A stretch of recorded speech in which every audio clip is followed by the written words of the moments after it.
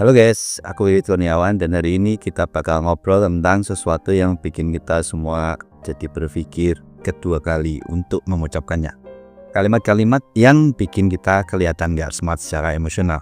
Kadang tanpa sadar kita ngomong hal-hal yang bikin orang lain tuh mikir, ini orang serius atau lagi bercanda sih gitu. Nah, aku yakin setelah nonton video ini kamu bakal mikir dua kali sebelum ngucapin hal-hal itu lagi.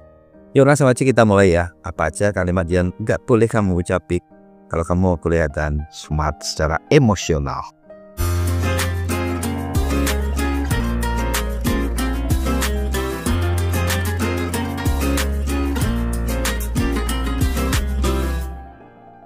Tapi sebelumnya aku mau kasih tahu dulu apa sih yang dimaksud sama smart secara emosional.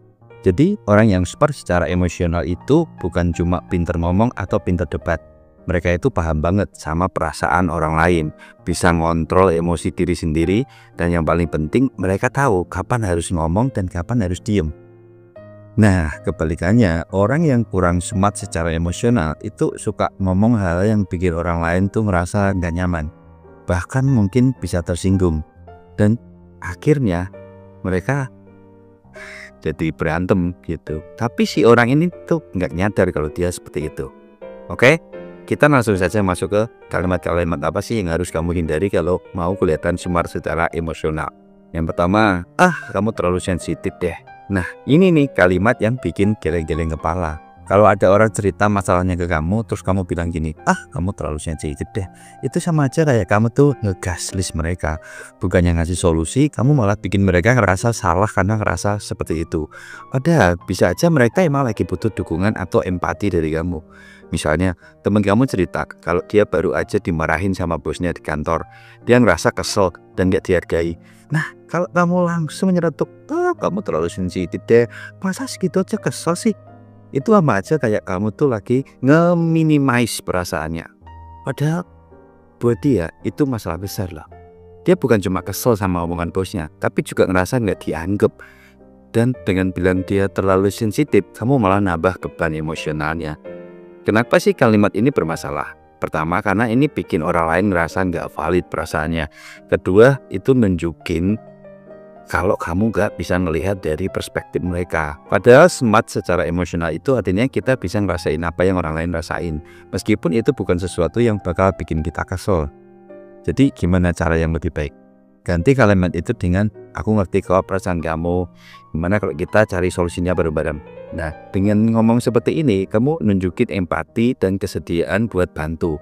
Itu jauh lebih membangun dan bikin orang ngerasa didengar. Contoh aja misalnya pasangan kamu ngomong kalau dia kesel karena kamu tuh sering telat janjian. Kalau kamu langsung bilang, kamu terlalu sensitif deh, masa telat dikit aja marah? Itu sama aja kayak kamu ngehargain dia. Padahal mungkin aja dia udah nunggu lama dan udah habisin es teh 3 gelas. Daripada bilang gitu mending bilang, maaf ya, aku ngerti kok kamu kesel, aku bakal usahain buat lebih tepat waktu lagi. Tuh, lebih enak didengar kan? Dan hubungan kamu sama pasangan juga jadi lebih harmonis nantinya. Intinya kalimat kamu terlalu sensitif deh itu kayak bom waktu. Mungkin kamu merasa cuma bercanda atau ngeremehin masalahnya, tapi buat orang lain itu bisa bikin mereka ngerasa nggak dihargai atau bahkan disalahin. Jadi mulai sekarang coba ganti kalimat itu dengan sesuatu yang lebih empati. Pasti hubungan kamu sama orang-orang di sekitar bakal jauh lebih baik.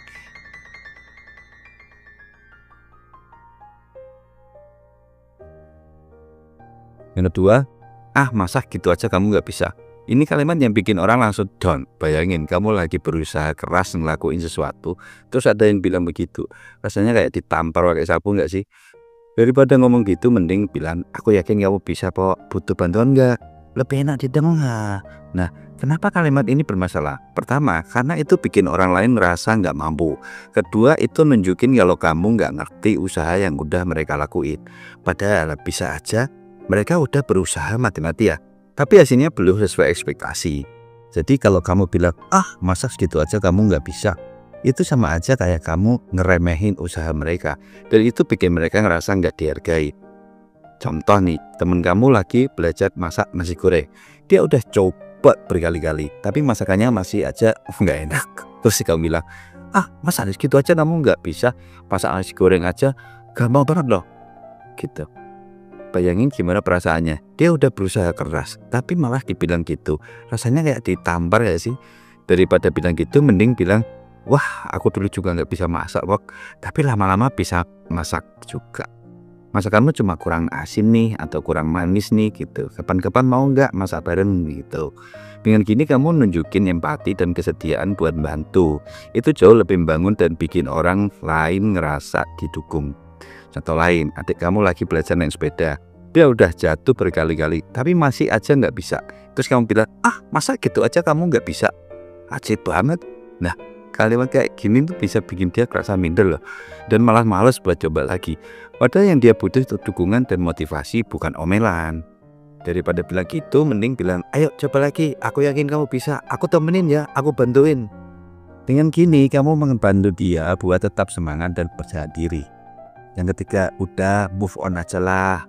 Ini juga favorit aku nih. Orang lagi sedih, kok udah putus atau kehilangan sesuatu, terus kita bilang gini, duh kalau bisa move on gampang.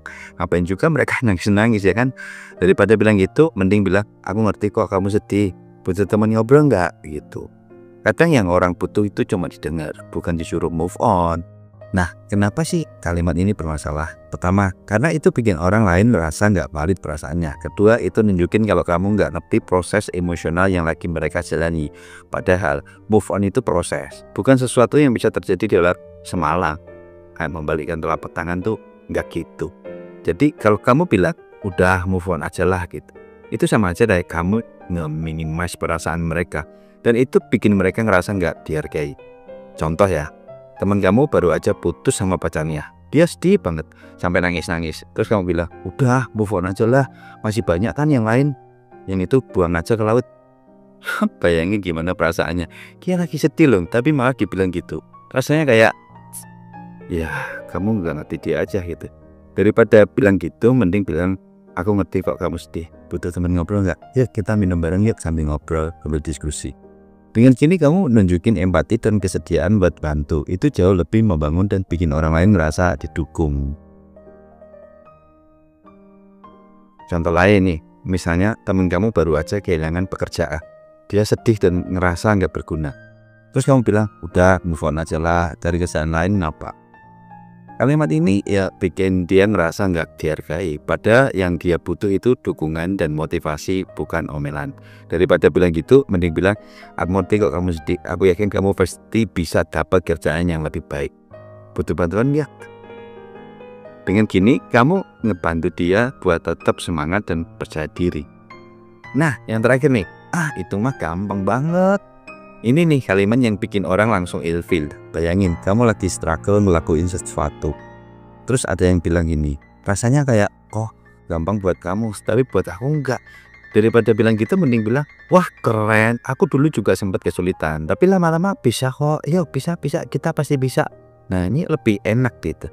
Kenapa sih kalimat ini bermasalah? Pertama, karena itu bikin orang lain ngerasa nggak mampu.